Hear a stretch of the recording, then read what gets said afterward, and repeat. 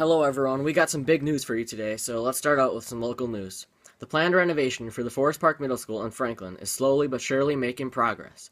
Last November, Franklin voters made the decision that there needed to be a new middle school built to best accommodate students.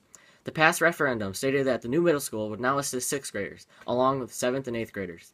The reason behind this is that 3 out of the 5 elementary schools are at or near capacity. Realignment of the 6th grade to middle school would open up additional classroom space for the current and future elementary students. Let's take a look at more reasons this new and updated middle school would better equip students, teachers, and the community. Now, current Forest Park is at capacity, and the common areas do not provide adequate space to fit the needs of the current student population. The hallways are cramped, and students have a hard time getting from class to class efficiently. The new project has plenty of space to accommodate 3 grades. Secondly, the school was built in 1970, and the classrooms do not fit the way students need to learn in today's era, with large collaborative classrooms and hands-on learning. There will be larger science labs, music rooms, technology, and art rooms in the new middle school. The current middle school's gymnasium is extremely small to fit the needs of the athletic department, with low ceilings that interfere with athletic events such as volleyball, and this will be solved by a larger gym space in the new building. The current building doesn't have a secure entrance through the school office, so the new project will locate the school office near the main entrance to better monitor and control visitor access. The current site does not have safe or efficient parking or traffic flow, while the new project will provide more parking and additional traffic needs. Now let's look at the money. The 175,000 square feet of building, along with the demolition of the current school, will cost about $43.3 million that will be financed over a 20-year period. Now, for the taxpayers, it will cost them about $65 per year per $100,000 assessed property value. While Franklin residents may just see a big pile of dirt along Forest Hill Avenue, architects are currently finalizing their plan to best accommodate the over 175,000 acre space to students and teachers. Now we'll head over to Myla covering the latest news on Roy Moore. Thanks, Trevor, and now to national news. Today on national news, Roy Moore, an American politician and former Alabama judge, has been accused by 5 women of sexual misconduct. Here's what you need to know. Roy Moore is 70 years old, and these alleged sexual misconducts happened when he is around 30 years old. Though Roy Moore's followers don't agree with his actions, however, they do agree with his political points of views and still stand by him, no matter what he's been going through. In defense to the Roy Moore case, these women that reported their sexual advances by Roy Moore waited way too long. These allegations happened when they were 16 and 14. In argument to this, memories change over time and false memories may be created by this case. So, are they real? Is it factual? Do they really remember? Is this all true? These are the questions that Roy Moore and his lawyers will ask. Roy Moore currently hates being in the public's eye.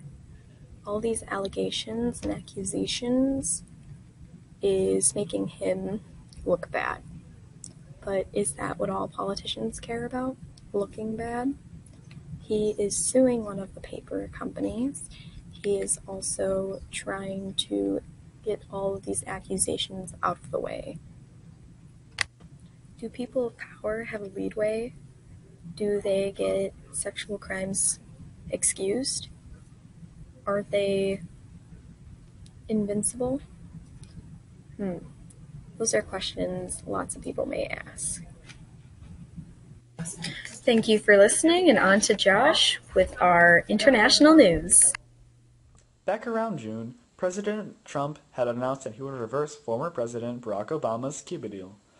Well, just recently, the Trump administration has finally begun to roll out those changes. With Trump's reversal, this will not prevent Americans from visiting Cuba for vacation purposes, staying in certain hotels, and going to different restaurants and stores that have supposed ties to Cuban military or security services. While this mostly affects Americans, Cuban businesses, whether that be something famous like the Hotel Ambos Mundos, or smaller businesses that just produce rum, are impacted as well. Cuban government officials also cannot obtain exports from American businesses. According to ABC News, the Trump administration doesn't want to support Cuba because of its human rights abuses. But is this really the way to do it? The Treasury Department also announced that they would be relaxing some restrictions on exports to private Cuban businesses in order to foster greater support for private sector. While this is a compromise to go against the Cuban government while also supporting private businesses, the overall relationship with Cuba is still weakened. If the Trump administration's concern was to prevent human rights abuses, wouldn't strengthening their relationship with Cuba help change their ways more effectively? Making things harder for the Cuban government also in turn makes things harder for the United States as well. Being in good terms with each other will allow both sides to see their side of the stance and reach a compromise that works out for everyone. Rather than building walls and having mistrust, building bridges to strengthen their trust works out for everyone. It's just up to the Trump administration to make that decision for themselves.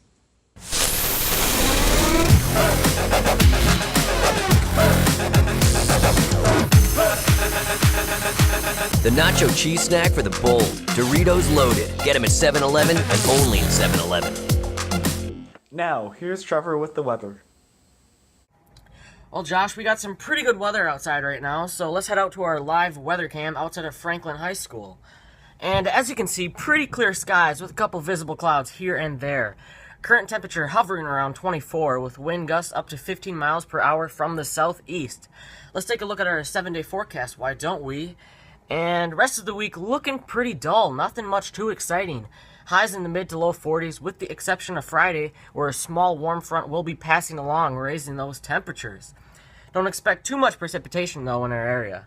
Turkey Day, high of 43, partly cloudy, with a bit of humidity increase in the air. Look for an increase in temperature as next week rolls along, and I'll stop talking and pass it along to Will with his op-ed.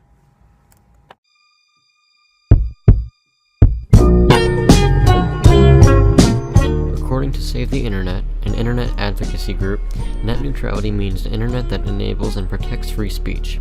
It means that ISPs should provide us with open networks and should not block or discriminate against any applications or content that rides over these networks. Without net neutrality, ISPs would be allowed to charge you for access to certain websites. It would probably look something like this. As you can see, it's not good. Paying more to companies who've already monopolized internet access as a pro-business argument is just backwards. The Federal Communications Administration, or the FCC, is voting on December 14th on whether or not to keep or gut net neutrality. It is imperative to free speech and democracy that we have an open internet available to all. As stated before, the argument for people against net neutrality is that it hinders economic growth. The statement simply isn't true, as cable companies already have monopolized hundreds of regions throughout the United States. A free and open internet allows for businesses of all sizes to have an internet presence. One of the things in this story that I take issue with the most is the ignorance of the FCC. Millions of constituents sent their thoughts in during a public comment period in overwhelming support of net neutrality. The FCC totally ignored these comments and is still directly going against what the people want. Governmental representatives from all across the nation are being lobbied with millions of dollars by cable companies so that they vote in favor of gutting net neutrality. This isn't fair to us, the main users of the internet. ISPs only want more money and are using their unfair advantage to entice political officials who will vote on this important issue. Overall, net neutrality is integral to free speech and democracy, and it should be protected at all costs.